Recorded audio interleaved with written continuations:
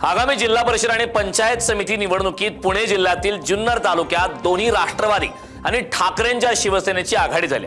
हे तिन्ही पक्ष एकत्र येत निवडणुकांना सामोरे जाणार आहेत। दोन्ही राष्ट्रवादीचे उमेदवार घड्याळ चिन्हावर निवडणूक लढवणार आहेत, तर ठाकरेंच्या शिवसेनेचे उमेदवार हे मशाल चिन्हावर निवडणुकीला सामोरे जाणार आहेत। या ठिकाणी मैत्रीपूर्ण लढतीची शक्यता खासदार अमोल कोल्हेंनी व्यक्त केली, तर जनता ही आघाडी स्वीकारेल असा विश्वास माजी आमदार अतुल बेनकेंनी व्यक्त केलाय। दोन्ही राष्ट्रवादी काँग्रेस शरदचंद्र पवार आणि राष्ट्रवादी काँग्रेस आणि शिवसेना उद्धव बाळासाहेब ठाकरे असे तीन पक्ष आम्ही एकत्र मिळून ही जिल्हा परिषद आणि पंचायत समितीच्या निवडणुका आम्ही लढवतो आहोत।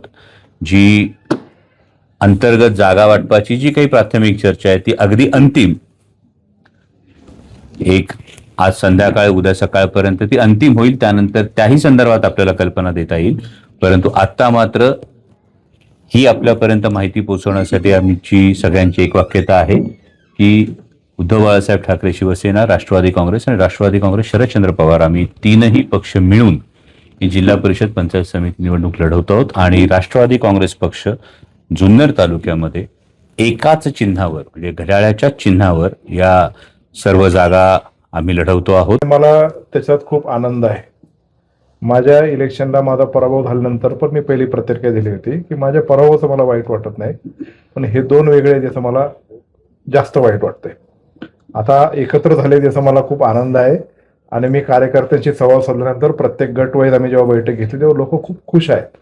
आणि म्हणून ते जे लोक म्हणतात जे अजितदादांनी पवार साहेबांनी आम्हाला दादांनी आम्हाला सांगितलं त्याबद्दल कोल्हे साहेबांना आम्ही बसलो आणि एकत्र बसल्यानंतर कोल्हे साहेबांनी दादांनी सांगितलं की एकाच चिन्हावर जर गेलं तर त्याचा अजून आनंद झाला।